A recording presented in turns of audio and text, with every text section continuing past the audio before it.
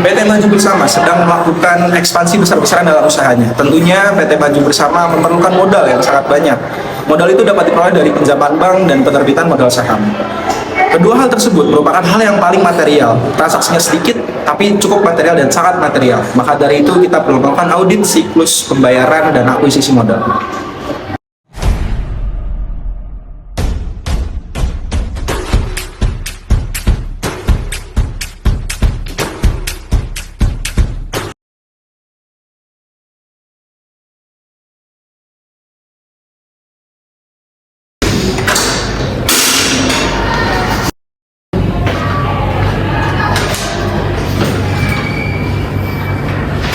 Oke, selamat siang semuanya.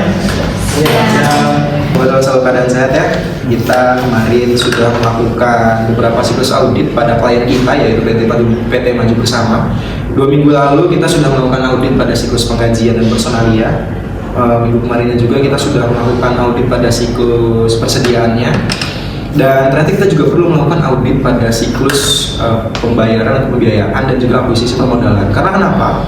Sudah teman-teman ketahui bahwasannya PT Maju Bersama ini merupakan PT yang sedang melakukan ekspansi usaha besar-besaran, dan tentunya dalam ekspansi tersebut mereka memerlukan modal yang tidak sedikit. Mereka mencari modalnya itu dengan cara pembiayaan atau peminjaman kepada bank, dan selain itu dia juga melakukan penerbitan saham. Jadi bisa dikatakan perusahaan ini cukup kompleks karena sudah go public dan melakukan pinjaman pada bank. Nominalnya sangat besar sekali dan tentunya sangat material pada laporan posisi keuangan.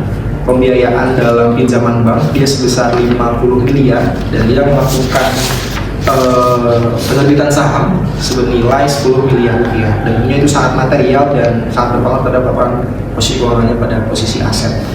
Maka dari itu saya meminta teman-teman untuk mereview kembali bahwasannya pada tahapan ini atau siklus ini perlu dilakukan pengkajian dan audit lebih mendalam. Maka dari itu saya mohon review dari teman-teman. Terima kasih. Ya teman-teman, seperti yang sudah dijelaskan oleh Mas Edi tadi, bahwa di PT Maju Bersama ini sedang mengadakan sebuah peminjaman dari bank dan juga dia sedang melakukan menerbit saham gitu. Nah, dari bank ini dia meminjam sebesar 50 miliar dan juga dari saham ini dia menerbitkan sebanyak 10 miliar seperti itu. Nah, langkah pertama yang perlu kita lakukan sebagai dari auditor untuk di PT Maju Bersama itu, yang pertama kita harus melakukan memverifikasi kewajiban dari utang tersebut. Nah, itu kita harus melakukan memverifikasi kewajiban utang. Terus kemudian yang kedua itu kita harus mengecek nih bahwa saldo pinjaman yang dipinjam oleh si PT Maju Bersama ini tuh sudah tercatat gitu dengan benar dalam laporan di posisi keuangannya seperti itu. Terus yang selanjutnya itu kita harus memeriksa rincian dari pinjamannya, kan dari bank sendiri si PT Maju Bersama meminjam sebanyak 50 miliar. Nah, kita tuh harus mengecek rincian dari 50 miliar itu yang terdiri dari apa saja, seperti mungkin suku bunga dan juga waktu jatuh tempo yang dimiliki oleh si PT Maju Bersama. Kemudian yang selanjutnya kita harus melakukan menelusuri dokumen sebuah perjanjian yang dimiliki oleh PT Maju Bersama dengan bank. Hal ini bisa kita lakukan atau kita cocokkan antara dokumen yang dikeluarkan oleh bank dan juga yang dicatat oleh perusahaan seperti itu. Dan yang terakhir adalah kita harus memastikan gitu bahwa seluruh kewajiban utang yang dicatat di laporan keuangan itu sudah dicatat dengan benar seperti itu. Hal ini supaya tidak terjadinya nilai yang berlebihan seperti itu, ataupun nilai yang lebih sedikit untuk memanipulasi dari hasil laporan keuangannya seperti itu teman-teman.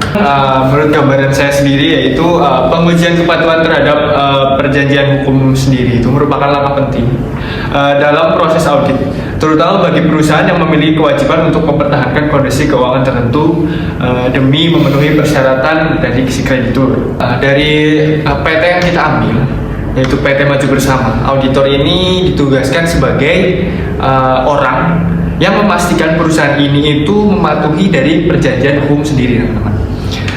Dari Bank BCA. yaitu mempertahankan rasio utang terhadap ekuitas dan di bawah 2:1.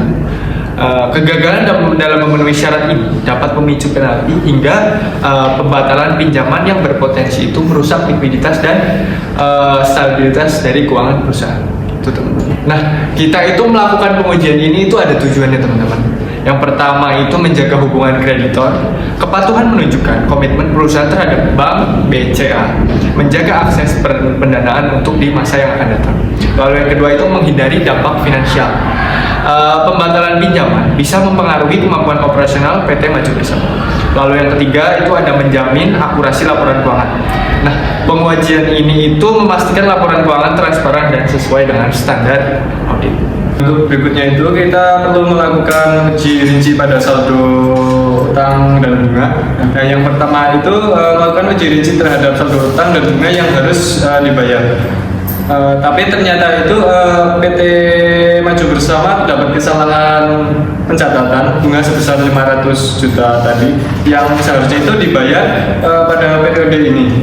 Nah, dan kita itu sebagai auditor lalu melakukan perhitungan ulang berdasarkan jumlah pokok dan suku bunga pinjaman. Terus kita harus membandingkannya antara perhitungan kita dengan laporan perusahaan.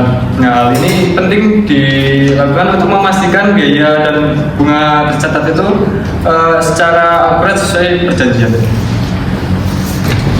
Baik, yang selanjutnya pada bagian audit kita akan memverifikasi ekuitas pemilik.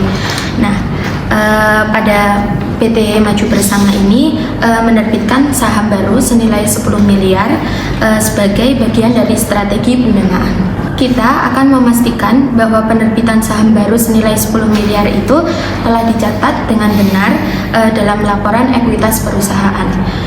Selanjutnya kita juga memeriksa dokumen penerbitan saham dan mencocokkannya dengan catatan modal perusahaan.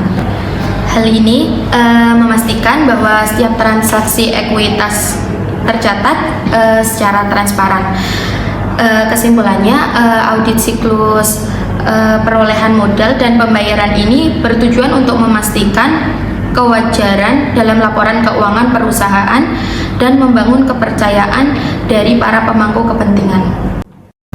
Baik, terima kasih teman-teman atas reviewnya. Mari kita jadikan review dan pembahasan yang sudah kita bahas tadi sebagai acuan kita dalam melakukan audit pada siklus pembayaran dan akuisisi modal. Mungkin saya akan simpulkan sedikit, nanti setelah kita melakukan pengujian yang sudah teman-teman sampaikan, nanti dibuat laporannya, dan tentunya laporan tersebut berisi opini dari audit, dari KAP kita, menentukan bahwa laporan keuangan tersebut wajar atau tidak. Nah, habis seperti itu, terima kasih teman-teman atas atensinya.